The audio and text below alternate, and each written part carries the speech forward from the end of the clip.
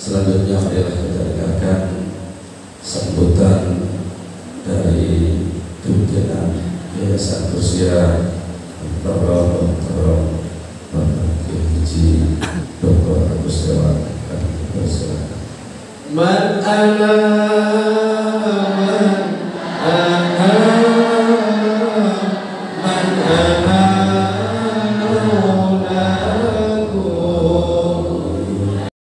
Bismillahirrahmanirrahim. Dan juga tokoh-tokoh lain yang tidak bisa Abi sebutkan satu persatu, para aparat dari mulai RT, RW, kepala desa, DKM, para pejuang-pejuang Asnawiyah, para guru baik MI, MTS dan MA, para masyarakat, serta yang Abi cintai, anak-anakku yang dimuliakan Allah Subhanahu wa Ta'ala. Alhamdulillah, tsumma alhamdulillah, tsumma alhamdulillah. Enggak dari jam 6, tapi dari jam 7 lebih, karena memang kita sekeluarga di rumah mencoba untuk mengenang perjuangan almarhum Abah Kiai Haji Ayub Asnawi. Kita mencoba berangkat ke tempat ini sambil membayangkan dan berharap mudah-mudahan almarhum di alam kuburnya bangga dengan apa yang kita lakukan pada hari ini. Kita melanjutkan perjuangan beliau, kita melanjutkan perjuangan orang-orang tua kita. Umi atau Ece suka cerita, almarhum itu dulu teman akrabnya bapaknya Pak Jaja, bapaknya Fulan, bapaknya Fulan. Kita melanjutkan perjuangan mereka. Anak-anakku yang dimuliakan Allah Subhanahu wa Ta'ala, tidak banyak yang ingin Abi sampaikan. Yang Abi harapkan adalah bahwa yang pertama, sebagai yayasan, Abi sempat mengatakan di hadapan kalian bahwa insya Allah yayasan bukan hanya merawat dan menampung anak yatim, tapi bismillah, Yayasan sudah mencanangkan untuk menjadikan kalian sebagai ulama-ulama pewaris para wali. Amin. Karena itu ini biar disaksikan oleh para guru, para tokoh. Alhamdulillah anak-anak sekarang kalau malam hari penuh dengan kegiatan-kegiatan penambahan keilmuan bagi mereka. Ada dari akidahnya, ada nazmnya, ada bahkan latihan ceramahnya. Dan nanti makanya konsep untuk lebaran yatim hari ini bukan cuma santunan, tapi kita akan lihat bagaimana persembahan dari mereka. Contoh diantaranya adalah Ananda Ramadan yang tadi baca Al-Quran, subhanallah. Bagaimana bacaan-bacaannya, kalau tadi diperhatikan makharijul hurufnya nyaris sempurna, tapi nggak katakan sempurna karena huruf fa-nya masih pa, tapi za-nya itu sudah bagus, dan makharijul huruf-huruf yang lainnya. Jadi kembali bahwa insya Allah konsep daripada asrama yatim bukan hanya sekedar menampung, merawat mereka, tapi kita ingin mendidik mereka menjadi ulama pewaris para nabi. Dan mohon doanya, izin kepesantrenan daripada Yayasan Asnawiyah ini sedang dalam proses dan sudah visitasi dari Departemen Agama, sehingga dengan demikian maka kita bukan saja punya lembaga resmi pendidikan sekolah, tapi juga nanti kepesantrenannya resmi untuk LKSA-nya, lembaga kesejahteraan sosial anak, penampungan anak yatim juga sudah resmi dari Departemen Sosial, dan kita sudah terakreditasi. Jadi nggak hanya sekedar menampung, tapi memang sudah terakreditasi oleh Departemen Sosial. Makanya nanti kalau kemudian asrama yatim ini jadi, nanti bisa disaksikan bahwa konsepnya memang sesuai dengan apa yang diinginkan dari akreditasi. Selain ada kamar, ada namanya ruang isolasi. Jauh sebelum pandemi memang mereka mensyaratkan bagi anak yatim yang sakit nanti nggak di kamar yang sama dengan yang sehat. Itu namanya ruang isolasi. Nanti bisa dilihat konsepnya. Jadi alhamdulillah kita ingin perjalanan daripada yayasan ini semuanya legal dan kemudian mendapatkan berkah dari Allah Subhanahu wa taala. Mohon doanya, mudah-mudahan kami bisa istiqomah untuk kemudian menjadikan anak-anak yatim ini sebagai para ulama. Hadirin hadirat para penduduk surga Allah Subhanahu wa taala. Tahun ini jumlah anak yatim yang kami terima lebih banyak dari tahun-tahun sebelumnya. Kenapa? Karena banyak di antara kita yang Allah uji orang tuanya wafat karena COVID. Bentuk kepedulian yayasan bukan hanya sekedar masker, bukan hanya sekedar hand sanitizer, tapi kita juga menerima dan menampung anak-anak yang orang tuanya meninggal karena wabah COVID. Walaupun sudah berjalan pendidikan ini, KBM ini sudah berjalan sekitar 1 bulan, tapi kalau dibilang, Abi, ini ayahnya meninggal karena COVID, masuk. Ya. Bapak Ibu bisa bayangkan mereka ketemu terakhir dengan ayahnya ketika ayahnya dijemput oleh ambulan, dan setelah itu nggak ketemu lagi. Nggak bisa mereka kemudian mentalkinkan, membacakan Yasin, sampai kemudian sang ayah dimasukkan ke dalam liang lahat. Sekarang bagaimana untuk pendidikan mereka? Maka bismillah, walaupun udah berjalan sekolah ini 1 bulan lebih, tapi kalau mereka yatim karena orang tuanya meninggal dikarenakan COVID, ahlan wa sahlan, masuk silakan bersama-sama dengan kita. Makanya jumlahnya semakin banyak. Dan karena itulah yang menjadikan kita pada hari ini tidak menggunakan aula, tapi di majelis. Dan subhanallah, subhanallah, subhanallah, dengan jumlah yang semakin banyak. Tapi kalau mungkin para tokoh ingat 2 tahun lalu, karena tahun lalu itu kalau nggak salah nggak ada lebaran yatim, kita sedang puncak-puncaknya pandemi. 2 tahun lalu itu untuk per anak itu kurang dari 300 kalau nggak salah. Nah, subhanallah, dengan jumlah yatim yang lebih banyak daripada 2 tahun lalu, insya Allah tadi Abi dapat bocoran, insya Allah hari ini anak-anak kita ini mendapatkan per orang 500.000 rupiah. Allahu Akbar, Allahu Akbar, walillahil hamd. Tentunya Allah lah yang membukakan hati-hati manusia untuk kemudian dengan rela berbagi infak dengan anak-anak yatim kita. 2 tahun lalu Abi memberikan hadiah kepada para anak-anak yatim. Masih ingat hadiahnya apa? Asrama. Ya, alhamdulillah, alhamdulillah, tsumma alhamdulillah, bahwa asrama ini sudah hampir jadi. Yang asrama putra sudah dipakai. Enak gimana? Alhamdulillah, adem, bersih, nyaman. Dan untuk tahun ini alhamdulillah kalian dan juga para tokoh bisa melihat ke sebelah kanan, klinik sudah jadi bangunannya. Ada 2 yang sekarang ini menjadi kerjaan yayasan, tugas dari yayasan. Yang pertama adalah misinya, karena ternyata misinya tidak jauh harganya dengan ngebangunnya. Alat-alat kesehatan dan tempat tidurnya juga tempat tidur yang beda, yang bisa ditinggiin, yang bisa direndahin. Tadi juga cerita ke Pak Jajak, Pak Adi, subhanallah. Untuk klinik ini perizinannya dan alat kesehatannya beda dengan ruang kelas.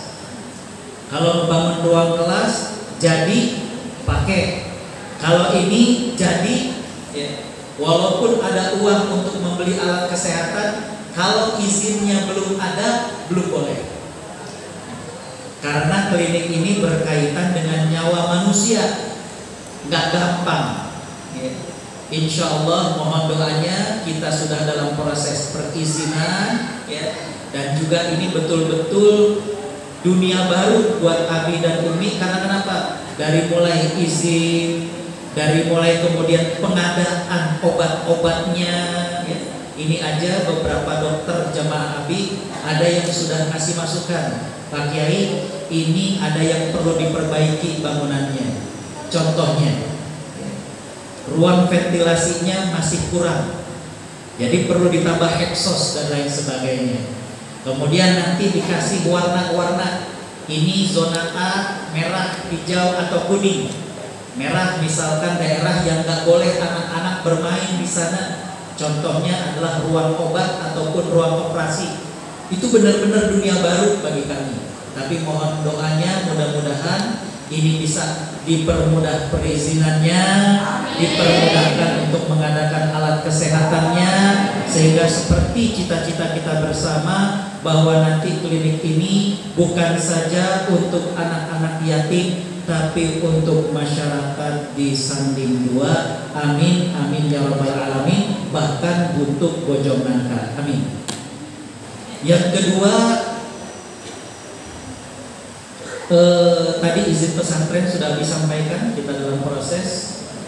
Berarti yang ketiga ingin Abi sampaikan bahwa kepada para tokoh, kepada anak-anakku, kepada para guru, Abi melihat bahwa masyarakat di Kampung Sanding 2 dan Desa Bojong Nangka ini perlu punya keterampilan. Mohon doanya juga. Dan juga sudah visitasi, mudah-mudahan segera terrealisasi.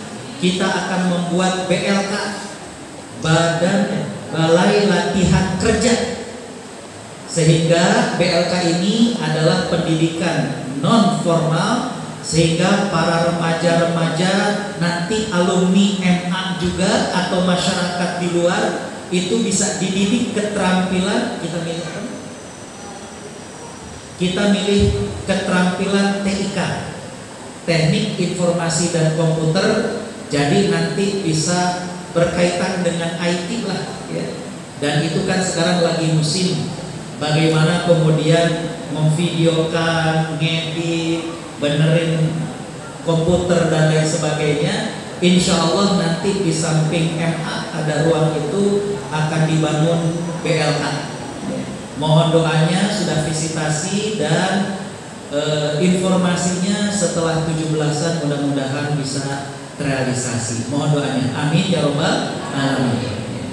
Dan yang terakhir ini habis lagi mohon doanya. Mohon doanya, ada guru-guru MTS, ada guru-guru MTS yang MI sudah Abi kasih hadiah, sekolahnya udah dibangunkan, bagus ya. Yang MA juga sudah ditingkat, walaupun ada anak-anak MTS di sana. Yang MTS di mana nih? Yang MTS? Bismillah, mudah-mudahan Abi dengan Umi udah berencana, insya Allah MTS akan ditingkat. Amin ya Rabbal alamin ya. Nanti konsepnya itu ditingkat dan adalah gitu ya. Ini sudah dipikirkan lagi di hadiah kata Umi buat guru-guru MTS di hari Lebaran Yatim. Kalau sebelumnya hadiah buat yatim dibangunkan asrama, MA juga udah ditingkat, MI juga sudah bagus, maka hadiah buat guru-guru MTS insya Allah mudah-mudahan yang kita diridhoi dan dimudahkan Allah. Abi dengan Umi berniat untuk meningkat MTS, sehingga dengan demikian ya, bagaimana kebermanfaatannya bisa lebih besar lagi. Hadirin hadirat para penduduk surga Allah Subhanahu wa taala. Tanggal 10 Muharram ini adalah hari yang dihormati bukan saja oleh umat Islam, tapi juga orang-orang Nasrani dan orang-orang Yahudi. Dalam hadis yang diriwayatkan oleh sahabat Ibnu Abbas radhiyallahu anhu, beliau bercerita ketika Nabi SAW hijrah ke Madinah. Saat itu Nabi melihat orang-orang puasa pada tanggal 10 Muharram. Maka Nabi SAW kemudian bertanya, Ayu yaumin hadza, hari apa ini? Kok kalian berpuasa? Maka dijawab, hadza yaumun tu'azzimuhun nasara wal yahud. Ini hari dihormati oleh orang-orang Nasrani dan orang-orang Yahudi. Kenapa? Karena hari ini Allah menyelamatkan Nabi Musa alaihi salam dari kejaran Fir'aun dan tentaranya. Maka Nabi Musa berpuasa kepada Allah sebagai rasa syukur. Apa jawaban Nabi SAW? Nahnu ahaqqu bi Musa. Kita kaum muslimin lebih berhak untuk mengikuti Nabi Musa alaihissalam. Maka Nabi SAW menganjurkan pada hari ini untuk berpuasa. Dan Nabi mengatakan untuk pahalanya yukaffirus sanatal madiyah, Allah akan ampuni dosa 1 tahun yang lalu. Kemudian masih dalam riwayat Imam Muslim dalam kitab sahihnya. Jadi Bapak Ibu kalau bisa dibuka dalam Sahih Muslim, Nabi SAW mengatakan, apabila umurku masih diberikan hingga tahun depan, maka aku akan berpuasa di hari ke-9-nya juga. 9 dalam bahasa Arab tis'ah atau tasir, 10 dalam bahasa Arab ashir. Tapi karena agungnya hari ini, maka puasa tanggal 9 dan tanggal 10 bukan disebut puasa tasir atau tis'ah, bukan puasa ashir, tapi puasa apa? Tasu'a. Menunjukkan agungnya tanggal 9 dan 10 bukan ashir tapi Asyura. Kalian kalau terus belajar bahasa Arab sampai lebih expert, kalian akan tahu bahwa Asyra, Ashir itu 10, tapi kalau menunjukkan agung itu adalah Asyura. Kenapa puasa tanggal 10 Muharram mendapatkan pahala dihapus dosa 1 tahun? Sedangkan bulan lalu ketika musim haji, puasa tanggal 9 yang disebut dengan puasa hari Arafah mendapatkan pahala dihapus puasa 2 tahun. Kenapa? Yang kemarin hadir dalam kajian Abi di asrama ada yang tahu kenapa puasa Arafah dihapus dosa 2 tahun, puasa Asyura dihapus dosanya 1 tahun. Kenapa? Karena puasa Asyura ini puasanya Nabi Musa alaihissalam, sedangkan puasa Tasu'a adalah puasanya Nabi Muhammad sallallahu alaihi wasallam. Itulah agungnya hari ini. Dan selain disunahkan berpuasa, disunahkan memperbanyak sedekah dan memperhatikan anak yatim. Itulah yang menjadi dalil, yang menjadi alasan bahwa setiap tanggal 10 Muharram kita mengadakan perhatian kepada yatim. Ada yang mengatakan santunan kepada yatim, ada yang mengatakan lebaran yatim, whatever namanya, tapi dalilnya adalah hadis-hadis itu. Anak-anakku dan para tokoh yang dimuliakan Allah Subhanahu wa taala, terakhir Abi ingin mengatakan sahabat Abdullah bin Mas'ud radhiyallahu anhu. Siapa? Sahabat Abdullah bin Mas'ud radhiyallahu anhu. Beliau mengatakan segala sesuatu Allah ciptakan dari kecil kemudian besar. Betul nggak? Pohon tadinya kecil kemudian besar. Manusia tadinya bayi, kemudian kanak-kanak, kemudian remaja, kemudian besar. Betul nggak? Kata sahabat Abdullah bin Mas'ud, illal musibah, kecuali yang namanya musibah. Fa inna khalaqaha kabiran tsumma tasghur.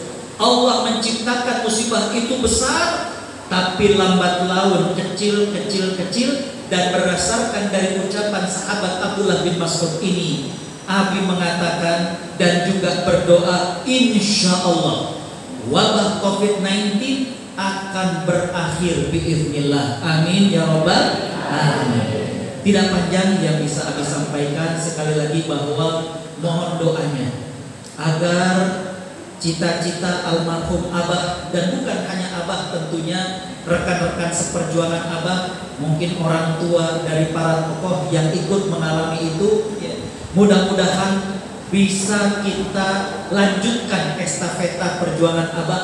Dan tadi Abi mengatakan alhamdulillah, tsumma alhamdulillah, bahwa Allah Subhanahu wa taala memberikan kepada kita kekuatan untuk bisa mengemban daripada amanah para orang tua kita. Tadi Abi mengatakan insya Allah hadiah buat anak-anak yatim, bahwa kalian akan kami persiapkan untuk menjadi para ulama pewaris para nabi, dan juga untuk masyarakat mohon doanya. Mudah-mudahan ya, klinik ini bisa selesai izinnya, bisa kemudian terisi alat kesehatannya, sehingga kemudian bermanfaat buat kita semua. Dan tadi yang ketiga Ali mengatakan mohon doanya agar BLK bisa segera terwujud. Jadi anak-anak muda itu punya keterampilan ya, sehingga mereka bisa kemudian menjadi orang-orang yang bermanfaat. Dan tadi Abi mengatakan buat guru-guru MTS hadiah di hari lebaran yatim ini, insya Allah mohon doanya semoga MTS nanti akan ditingkat.